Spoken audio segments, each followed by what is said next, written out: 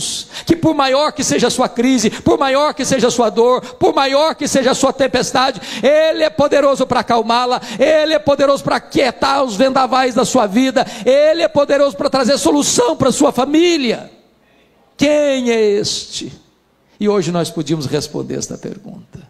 Este é aquele que com o Pai e com o Espírito Santo, antes da fundação do mundo, lá nos refolhos da eternidade, traçou um plano perfeito, eterno, vitorioso, o plano da nossa redenção. Quem é este?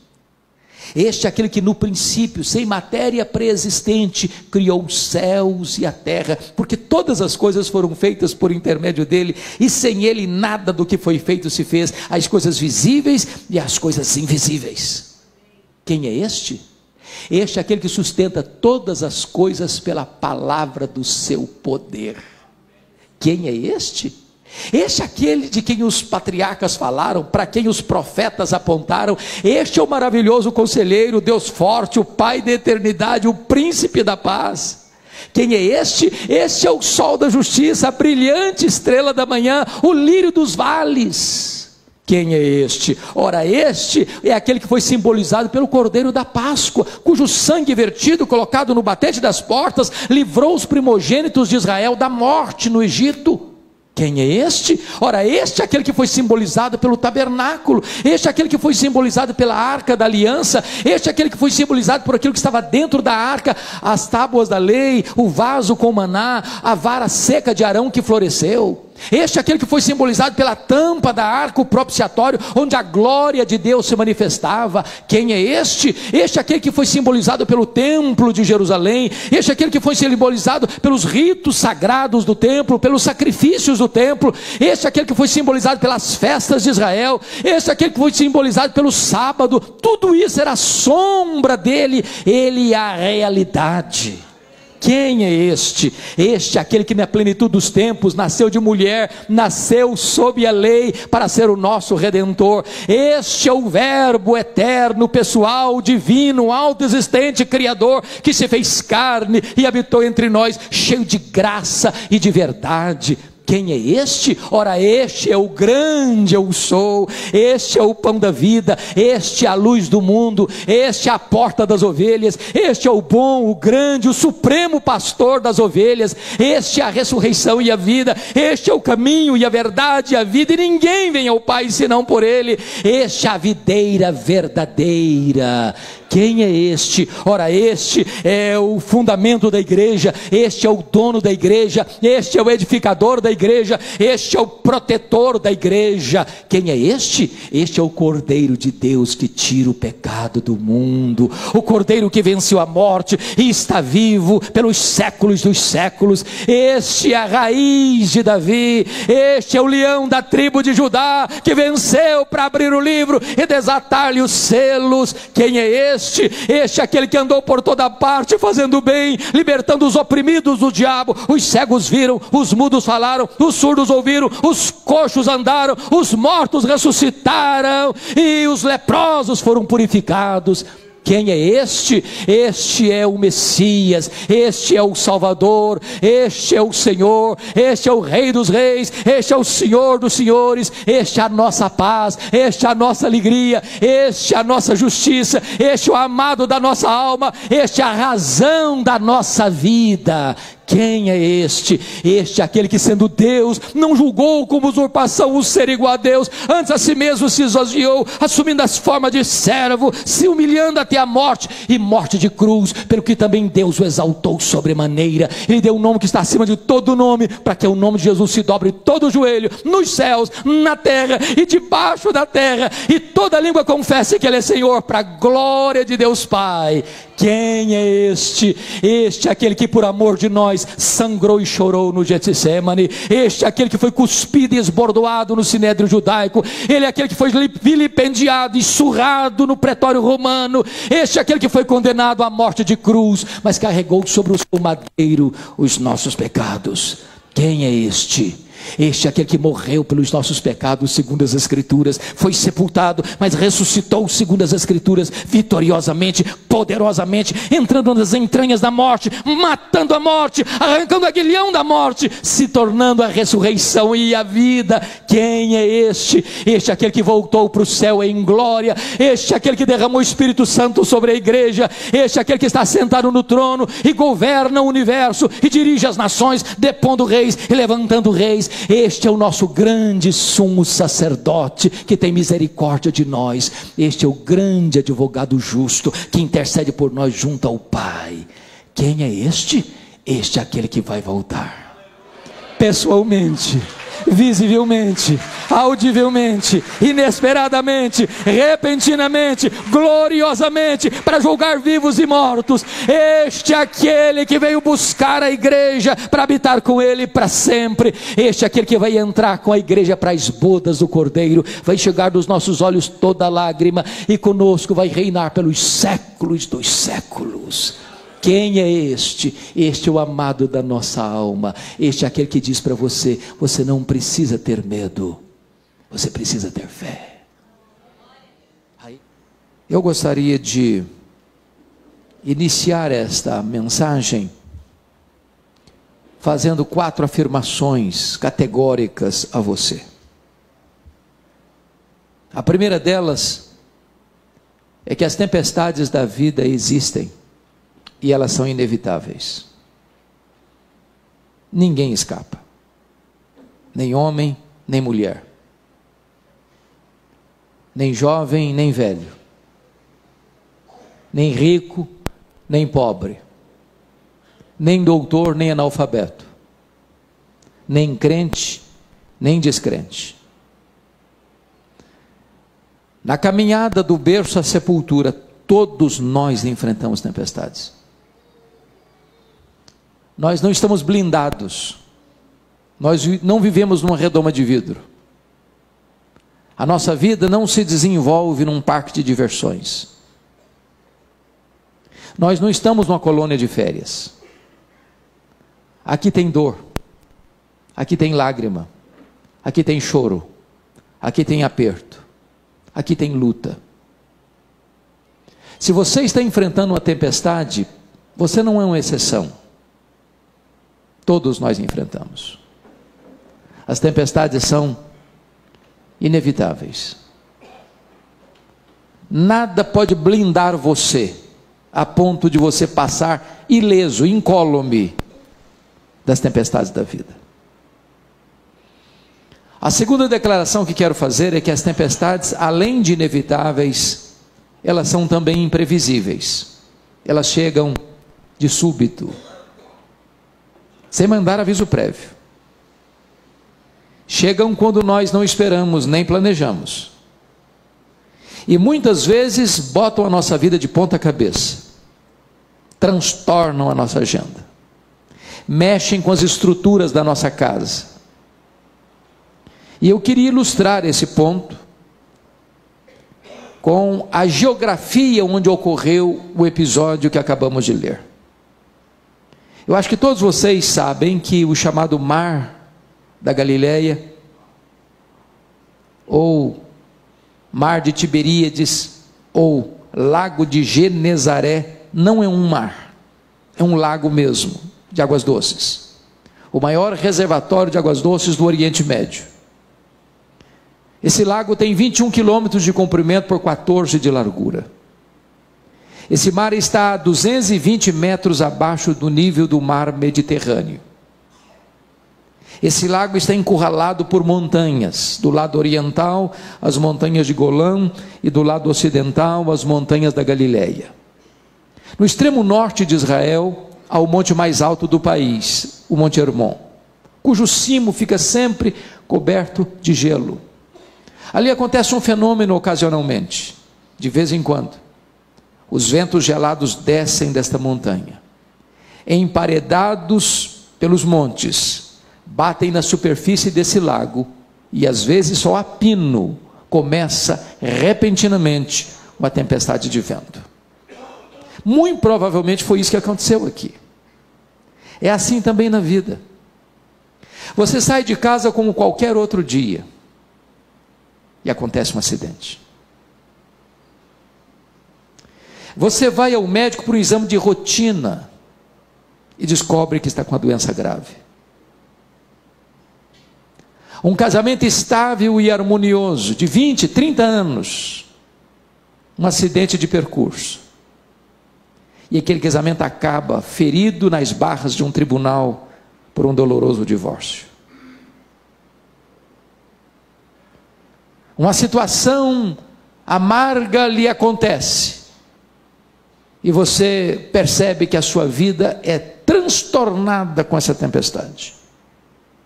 Elas não são apenas inevitáveis, elas são também imprevisíveis. Mas há uma terceira verdade que quero dizer aqui à guisa de introdução. É que as tempestades da vida são também, muitas vezes, inadministráveis. Eu fico imaginando que parte daquelas pessoas que estavam no barco com Jesus, discípulos de Jesus, eram pescadores.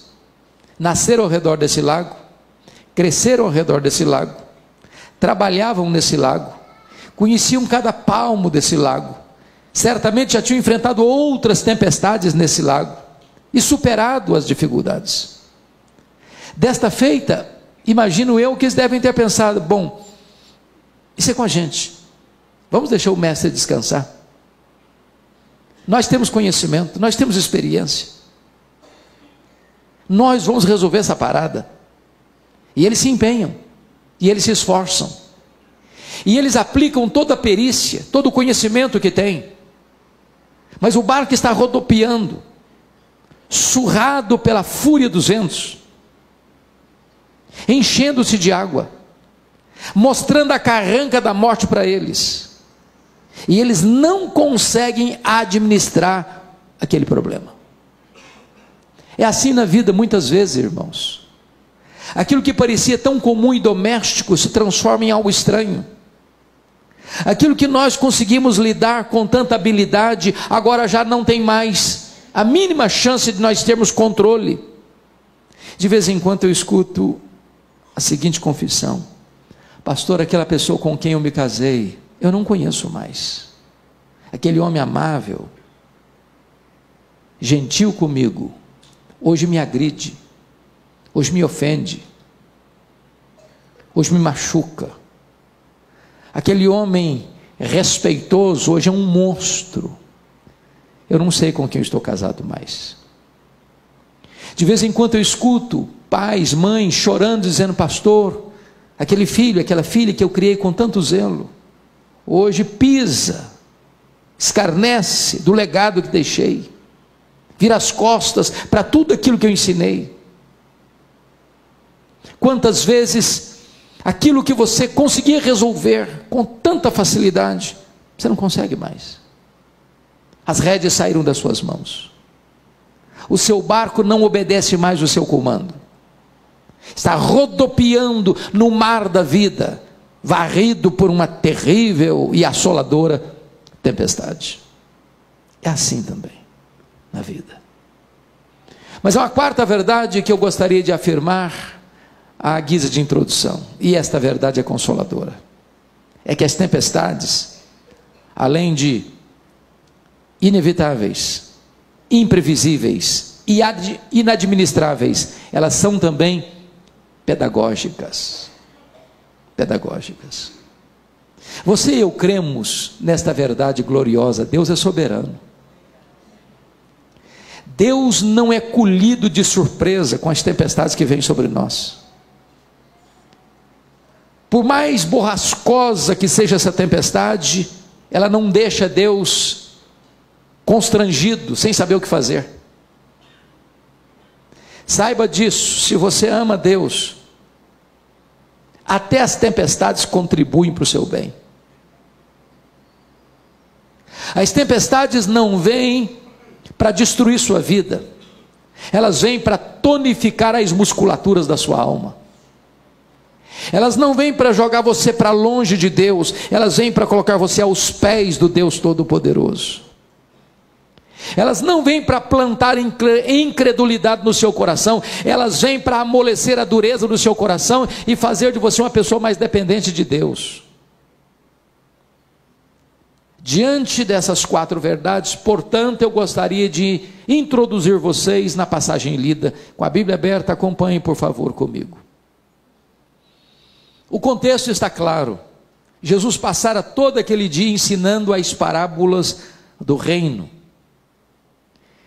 E está escrito no verso 35 que, sendo já tarde, eu não sei que horas eram, muito provavelmente na boca da noite. E o que Jesus está dizendo é o seguinte: eu acabei de passar para vocês instruções teóricas, agora eu vou dar para vocês a aula prática. Você ouve a palavra de Deus, você aprende a palavra de Deus, você memoriza a palavra de Deus, mas a lição você aprende é no mar tempestuoso da vida. É quando você passa por uma luta, é quando você passa por uma prova, é quando você cruza os vales, é quando você caminha pelos desertos, é quando você é surrado pelos vendavais da vida, é quando o mar tempestuoso parece que ameaça você. É nessa hora que você descobre que tudo que você ouviu é verdade, e Deus é o Deus da providência, do socorro, da misericórdia, que traz a você livramento no meio da tempestade. Diz a Bíblia que Jesus entra nesse barco. Se você já deu aula, já pregou, já ensinou um dia inteiro, sabe que no final do dia você está exausto. E Jesus então entra no barco, cansado, pega um travesseiro, vai lá para trás, deita e dorme. É nessa hora que chega a tempestade. E os discípulos tentam resolver o problema e não conseguem. Quando parecia que eles estavam já na iminência de um naufrágio, eles recorrem a Jesus num tom de censura e perguntam: mestre, não te importa que pereçamos? E Jesus se desperta, repreende o vento, repreende o mar, faz-se grande bonança, e Jesus então agora pergunta a eles: por que vocês são assim tímidos? Por que vocês não têm fé? E eles, admirados, olham uns para os outros e perguntam: mas quem é este que até o vento e o mar lhe obedecem? Se você atentamente leu comigo esse texto, percebeu que esse texto está regido por 3 perguntas. A primeira pergunta está no verso 38, é a pergunta dos discípulos a Jesus. A segunda pergunta está no versículo 40, é a pergunta de Jesus aos discípulos. A terceira pergunta está no verso 41, é a pergunta entre os discípulos. Já que esse texto está regido por essas 3 perguntas, é sobre este assunto que eu quero conversar com você nesta noite. Vejamos a primeira pergunta. A pergunta do verso 38. Essa é a sua pergunta, essa é a minha pergunta, essa é a nossa pergunta. É a pergunta da nossa angústia, é a pergunta da nossa dor, é a pergunta do nosso aperto, é a pergunta de quem está passando por uma tempestade, por uma crise na família, por uma dor na alma, por uma enfermidade avassaladora, por uma crise financeira, por um problema conjugal, por um problema com os filhos, por um problema que aperta o nosso coração, esmaga os nossos sentimentos e nos leva ao desespero, porque é a hora que você diz: meu Deus, eu não sei mais o que fazer, eu já usei todos os meus recursos, eu já empreguei todo o meu conhecimento, eu já usei toda a minha experiência, e o problema se agrava. É quando você ora e você não vê resposta, é quando você chora e as lágrimas secam no seu rosto, é quando você jejua por uma causa e o problema se agrava ainda mais, é quando você não vê mais nada a não ser a própria morte mostrando para você a sua carranca. Nessa hora, você e eu fazemos o mesmo que os discípulos fizeram. Chegamos e dizemos assim: Senhor, tu não importas, não vais fazer nada, não vais me ajudar, não vais me socorrer, não estás vendo o meu aperto, não estás vendo a minha dor, não estás olhando para as minhas lágrimas, não escutas o meu grito de socorro. Mestre, não te importa que pereçamos? A grande pergunta é: por que esses homens estavam fazendo essa pergunta com um tom de censura? O que não estava bem no coração deles? Vou lhes afirmar 3 coisas que não estavam bem no coração deles. Por isso a pergunta em tom de censura. Primeiro, A dificuldade de conciliar a ordem de Jesus, passemos para outra margem, com a chegada da tempestade. Olha o verso 35. Jesus disse: passemos para outra margem. E enquanto obedecem Jesus e atravessam para outra margem, eles são colhidos por uma tempestade. Irmãos, é muito fácil você entender a tempestade que Deus mandou atrás do profeta Jonas. Ele estava numa rota de desobediência. Aí Deus manda a tempestade para fazê-lo voltar ao caminho da sensatez e da obediência. Então vou dizer uma coisa muito solene para você aqui hoje. Crente desviado é endereço certo de tempestade. Se você está desviado, Deus vai mandar a tempestade atrás de você. Deus vai encurralar você. Deus vai enquadrar você. Deus vai mandar a tempestade atrás de você, não para destruir você, mas para fazer você voltar para Ele. Ele ama você a esse ponto. Agora, como entender a tempestade que Deus mandou lá para o mar da Galileia? Os discípulos estavam obedecendo a ordem de Jesus. O que acontece com o seu coração e com o meu, quando a gente está dizendo o seguinte: bom, quando eu estou fazendo a vontade de Deus, andando com Deus, levando uma vida piedosa, o que eu espero? Vai dar tudo certo, não vai ter problema, não vai ter acidente de percurso, não vai ter tempestade no caminho. Você espera um mar tranquilo, você espera um céu de brigadeiro. Eles estão aflitos por isso, porque eles não estão se rebelando contra Jesus, eles estão fazendo exatamente o que Jesus mandou-os fazer. Passemos por outra margem. Tá bom, Senhor, vamos passar por outra margem. E aí vem a tempestade, e aí vem a luta, e aí vem a dor, e aí vem o aperto, e aí vem a aflição, e aí vem a crise. Não é fácil para nós entender isso, como não foi fácil para eles entender essa realidade. A segunda coisa que deve ter mexido com eles, para eles fazerem essa pergunta em tom de censura, foi conciliar a urgente necessidade deles com a demora de Jesus. Eu pergunto a vocês, o que Jesus estava fazendo dentro daquele barco? Dormindo. Quem está dormindo, não está agindo.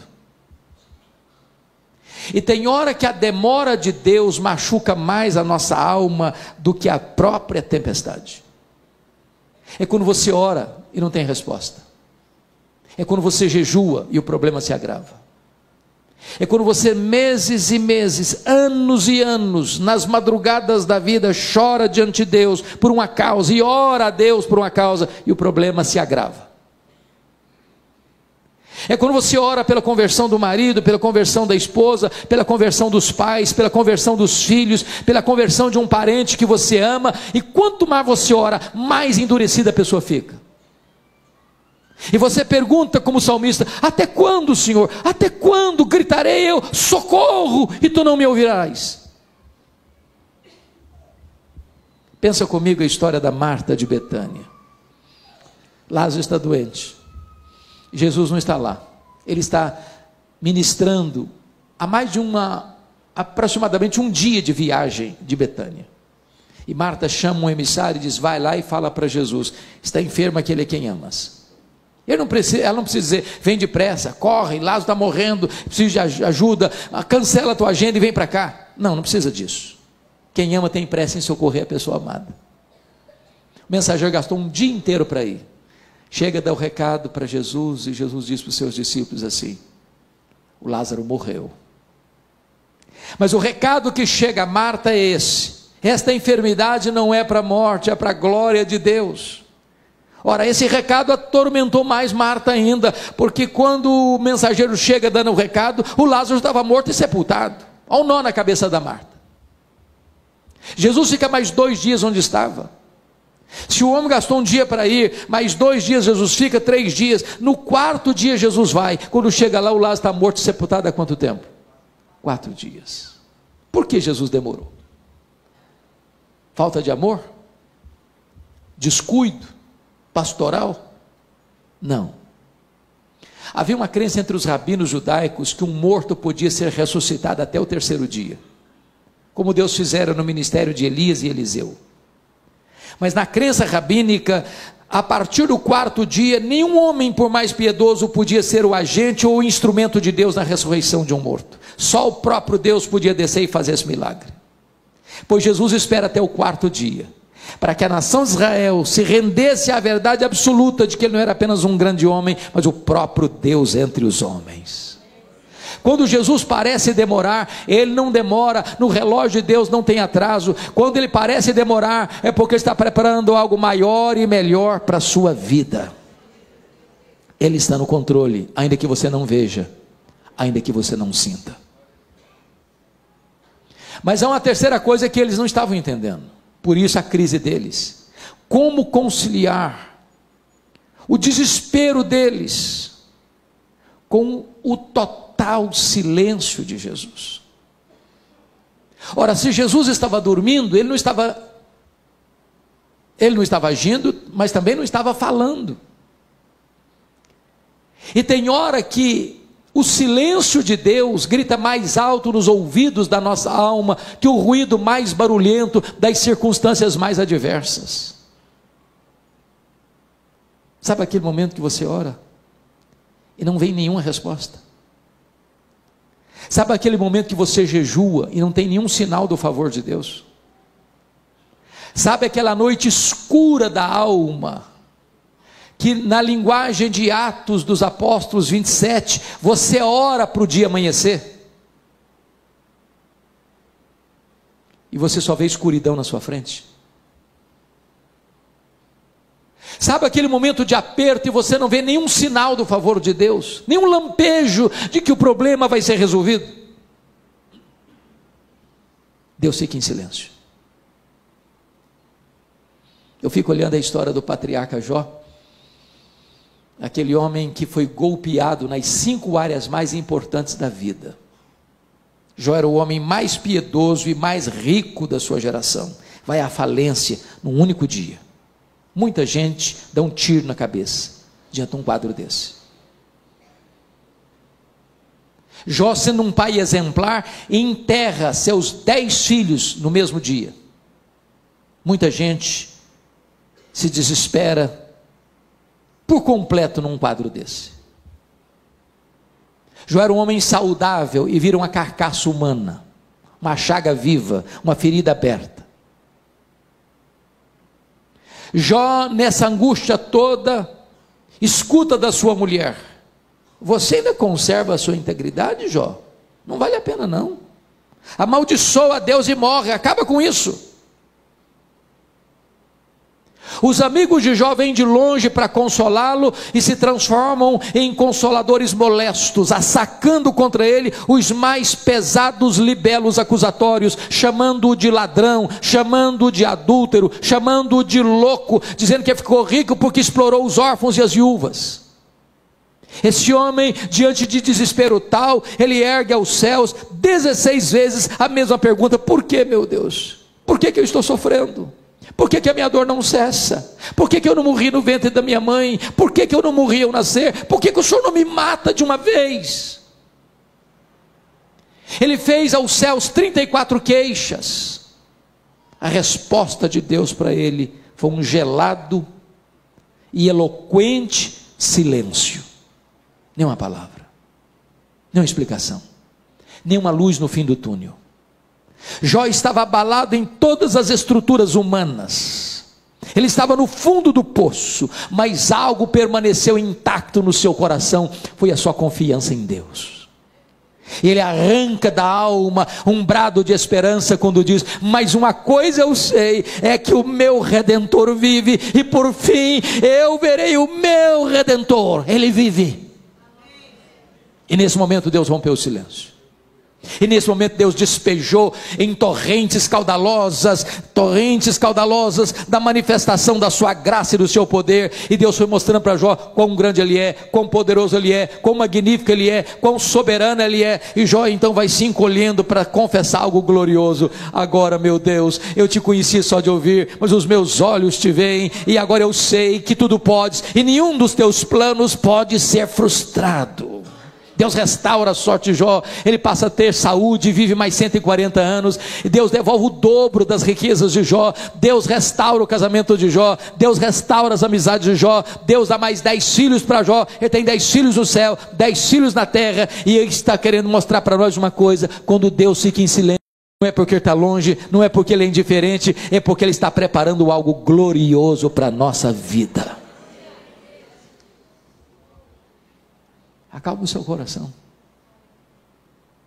Você pode ter perdido o controle, mas Jesus não. Ele está no controle. Mas vem a segunda pergunta. Jesus, diz o texto, despertando-se, repreendeu o vento e disse ao mar: acalma, sossega, emudece. Eu fico olhando que o mar parece uma fera selvagem, que diante da ordem de Jesus se encolhe. O vento tem ouvidos, e diante da voz soberana de Jesus, o vento se recolhe na sua recâmara, e é uma grande bonança. Aí Jesus pergunta para os discípulos assim: por que é que vocês estão com medo? Como é que vocês não têm fé? E se você e eu estivéssemos lá, como é que nós estaríamos? Eu só fiz um cruzeiro com um navio grande na vida. Já fiz vários cruzeiros pequenos, mas de navio grande uma vez só na vida. Saiu de Santos, foi para as praias do Rio. E eu prometi a mim mesmo nunca mais fazer outro na vida. Espere em Deus cumprir a promessa. Ondas de 5 metros. Uma coisa desesperadora. A programação feita no navio foi cancelada. As pessoas saíam para o jantar e voltavam cambaleando pelos corredores, vomitando pelos corredores. Uma coisa terrível. Quando nós saímos de volta, o mar muito bravo, um enjoo terrível, eu só fiz uma oração: oh meu Deus, diante de 8 horas para frente, nessa situação, ou eu durmo ou eu morro. Agora pense comigo num barco pequeno, surrado pela fúria das ondas, varrido pelo vendaval, sendo moído pela tempestade, de noite, o barco se enchendo de água, a morte mostrando para eles a carranca. E Jesus pergunta assim: por que vocês estão com medo? Como é que vocês não têm fé? Mas por que aqueles discípulos deviam ter fé e não medo? Eu vou lhes dar 4 motivos. Para lhes ajudar, trarei um recurso mnemônico para ajudar na memória. Todos começando com a letra P. Primeiro, eles deviam ter fé e não medo por causa da promessa de Jesus: passemos para outra margem. Se Jesus disse assim: passemos para outra margem, qual era o destino deles? A outra margem. Então eu vou dizer algo agora. Se você esquecer tudo que eu falar nesta noite, mas lembrar apenas dessa frase, já me dou por satisfeito. E a frase é esta: promessa de Jesus e realidade são a mesma coisa.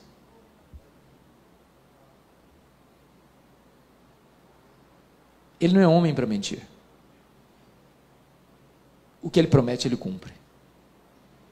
Ele vela pela sua palavra em a cumprir. Acalme o seu coração. Descanse. Você não está no controle, Ele está. Você pensa que o seu destino é o naufrágio, pois o seu destino é o outro lado, é o porto seguro. Quem conduz a nau da sua vida não é você, é o próprio Senhor Jesus. Ele é aquele que toma você com a sua mão direita, guia você com o seu conselho eterno e depois recebe você na glória. Ele é aquele que está com você e está dizendo o seguinte: bondade e misericórdia me seguirão todos os dias da minha vida, e quando a minha caminhada aqui terminar, ainda que seja em mares tempestuosos, eu habitarei para sempre na casa do Senhor. Acalma o seu coração. Acalma o seu coração.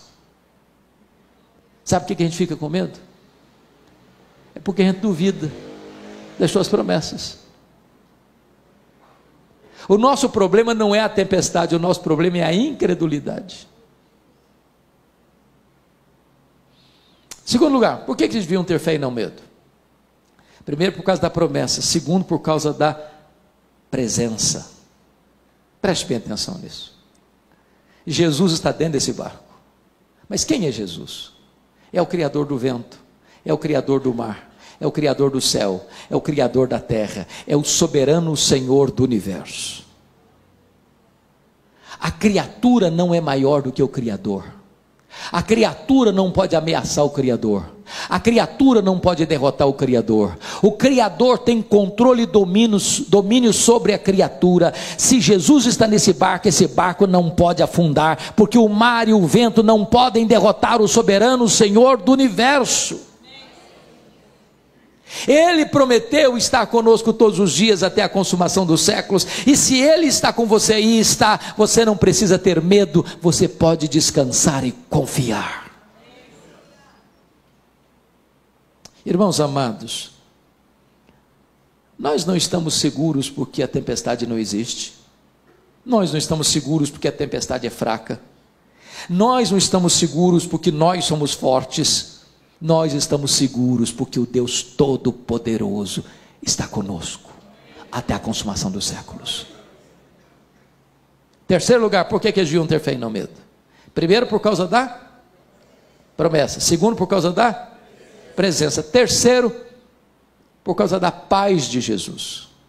O que Jesus estava fazendo no barco? Estava dormindo. Estava dormindo. Deixa eu fazer outra pergunta. Jesus sabia que a tempestade viria? É claro que sabia. E se sabia, por que dormiu? Dormiu porque tinha plena consciência de que tudo estava sob controle. Preste bem atenção nisso. Paz não é ausência de tempestade. Paz é a consciência de que tudo está sob controle, apesar da tempestade. Não do seu controle, não do meu controle, do controle do Senhor Jesus Cristo. Você tem tempestade na sua vida? Tem tempestade na sua casa? Tem algum vento contrário lá na sua casa? Tem hora que o vento fica furioso na sua casa também? Tem hora que o mar se revolta na sua casa também? Tem hora que o barco da sua vida fica rodopiando, jogado de um lado para o outro, pela fúria do vendaval? Tem também. Tem hora que o seu barco parece estar se enchendo de água, e parece que o naufrágio é o único destino que você vê pela frente? Preste bem atenção, você pode ter paz, apesar dessa tempestade. Porque você não está mais no controle, você não tem mais o domínio da situação, mas o Senhor Jesus Cristo não perdeu um centímetro do controle dessa situação. Quarto lugar, por que eles deviam ter fé e não medo? Primeiro, por causa da promessa. Segundo, por causa da presença. Terceiro, por causa da paz. Quarto, por causa do poder de Jesus. É curioso que Marcos, o evangelista, que cuidadosamente reúne ao redor dessa passagem 4 fatores que descrevem o poder de Jesus. Se não, vejamos. Primeiro, no texto em pauta, Jesus tem poder sobre a natureza. Irmãos amados, é curioso isso. Jesus dá uma ordem e o sol para.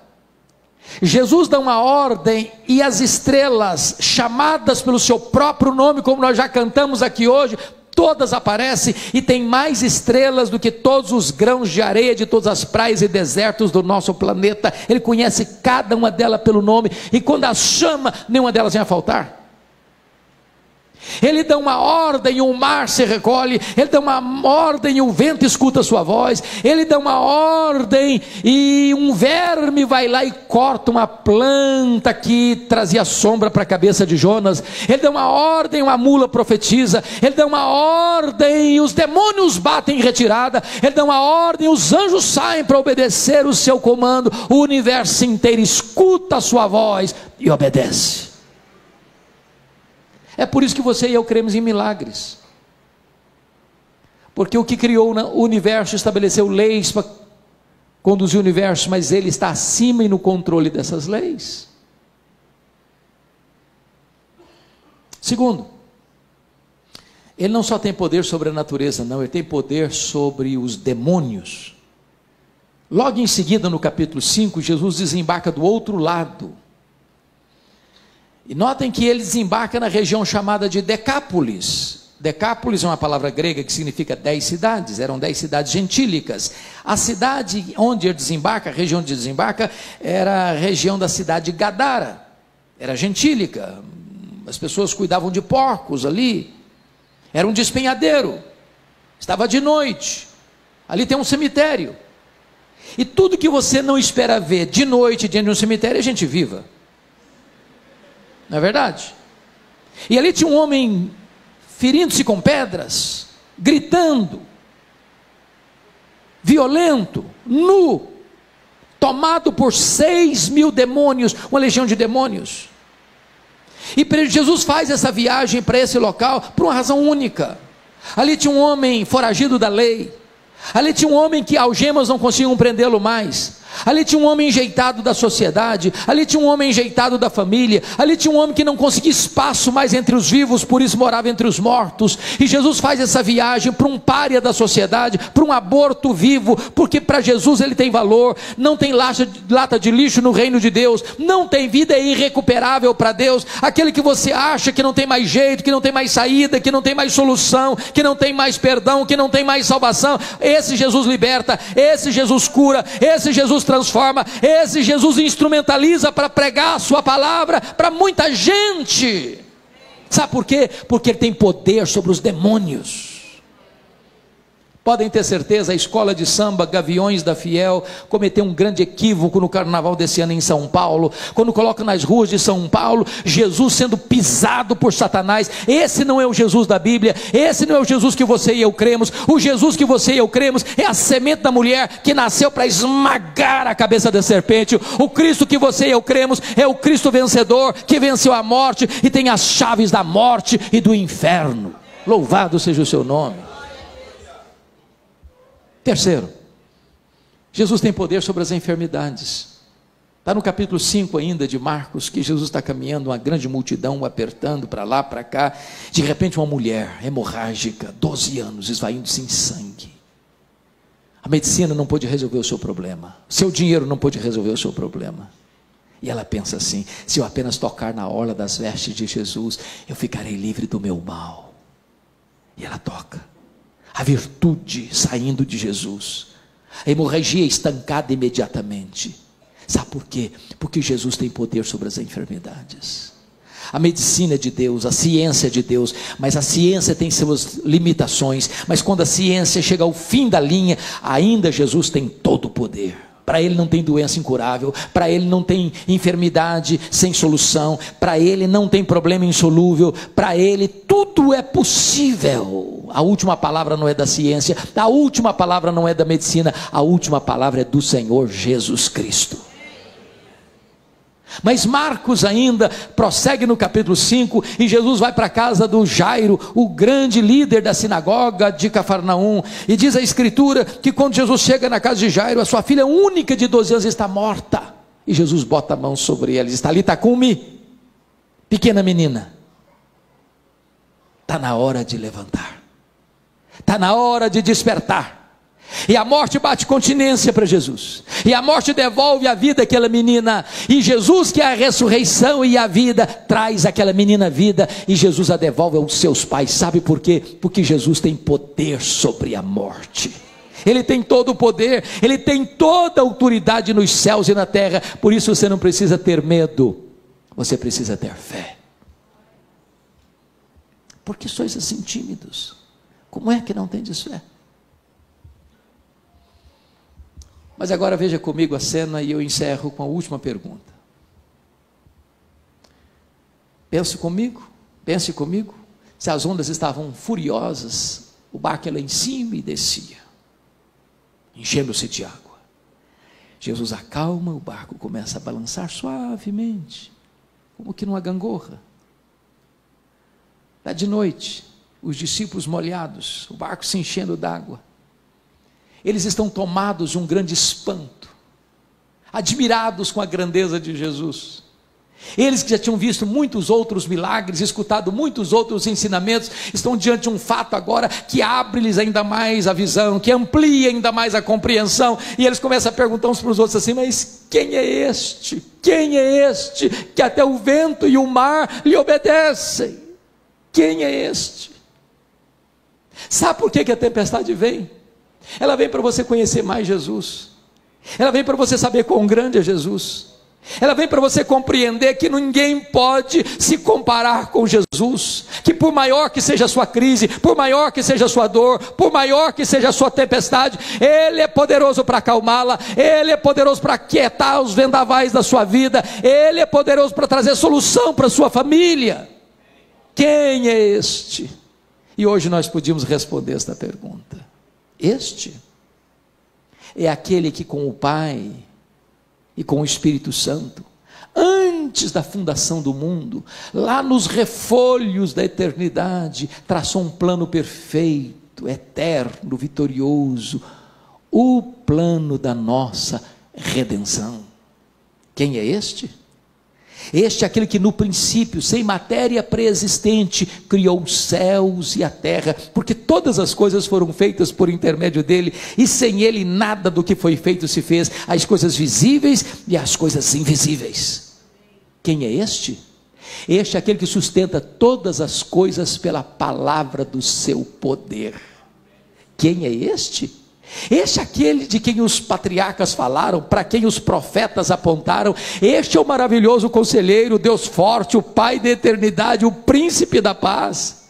Quem é este? Este é o sol da justiça, a brilhante estrela da manhã, o lírio dos vales. Quem é este? Ora, este é aquele que foi simbolizado pelo Cordeiro da Páscoa, cujo sangue vertido, colocado no batente das portas, livrou os primogênitos de Israel da morte no Egito.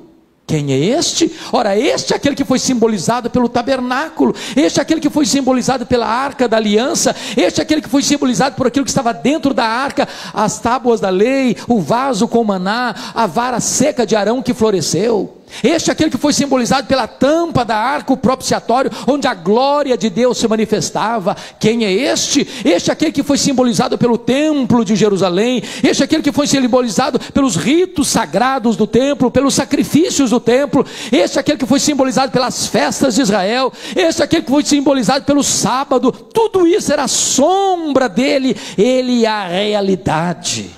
Quem é este? Este é aquele que na plenitude dos tempos nasceu de mulher, nasceu sob a lei para ser o nosso Redentor. Este é o verbo eterno, pessoal, divino, autoexistente, criador, que se fez carne e habitou entre nós, cheio de graça e de verdade. Quem é este? Ora, este é o grande eu sou, este é o pão da vida, este é a luz do mundo, este é a porta das ovelhas, este é o bom, o grande, o supremo pastor das ovelhas, este é a ressurreição e a vida, este é o caminho e a verdade e a vida, e ninguém vem ao Pai senão por ele. Este é a videira verdadeira.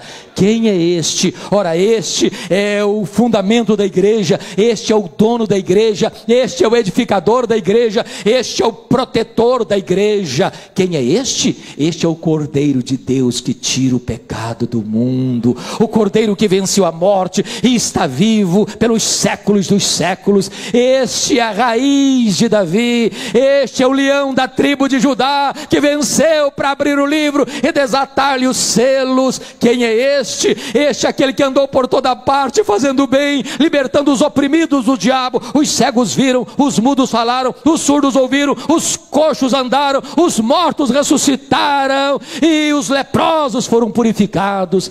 Quem é este? Este é o Messias, este é o Salvador, este é o Senhor, este é o Rei dos Reis, este é o Senhor dos Senhores, este é a nossa paz, este é a nossa alegria, este é a nossa justiça, este é o amado da nossa alma, este é a razão da nossa vida. Quem é este? Este é aquele que, sendo Deus, não julgou como usurpação o ser igual a Deus, antes a si mesmo se esvaziou, assumindo as formas de servo, se humilhando até a morte, e morte de cruz, pelo que também Deus o exaltou sobremaneira. Ele deu um nome que está acima de todo nome, para que o nome de Jesus se dobre todo o joelho, nos céus, na terra e debaixo da terra, e toda língua confesse que Ele é Senhor, para a glória de Deus Pai.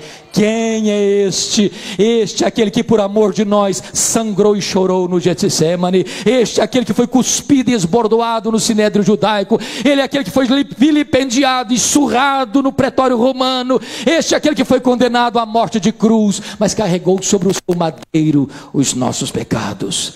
Quem é este? Este é aquele que morreu pelos nossos pecados, segundo as Escrituras, foi sepultado, mas ressuscitou, segundo as Escrituras, vitoriosamente, poderosamente, entrando nas entranhas da morte, matando a morte, arrancando o aguilhão da morte, se tornando a ressurreição e a vida. Quem é este? Este é aquele que voltou para o céu em glória. Este é aquele que derramou o Espírito Santo sobre a igreja. Este é aquele que está sentado no trono e governa o universo e dirige as nações, depondo reis e levantando reis. Este é o nosso grande sumo sacerdote, que tem misericórdia de nós. Este é o grande advogado justo, que intercede por nós junto ao Pai. Quem é este? Este é aquele que vai voltar pessoalmente, visivelmente, audivelmente, inesperadamente, repentinamente, gloriosamente, para julgar vivos e mortos. Este é aquele que veio buscar a igreja para habitar com ele para sempre. Este é aquele que vai entrar com a igreja para as bodas do Cordeiro, vai enxugar dos nossos olhos toda lágrima, e conosco vai reinar pelos séculos dos séculos. Quem é este? Este é o amado da nossa alma. Este é aquele que diz para você: você não precisa ter medo, você precisa ter fé. A Ele a honra, a Ele a glória, a Ele o louvor, agora e pelos séculos eternos. Aleluia. Amém.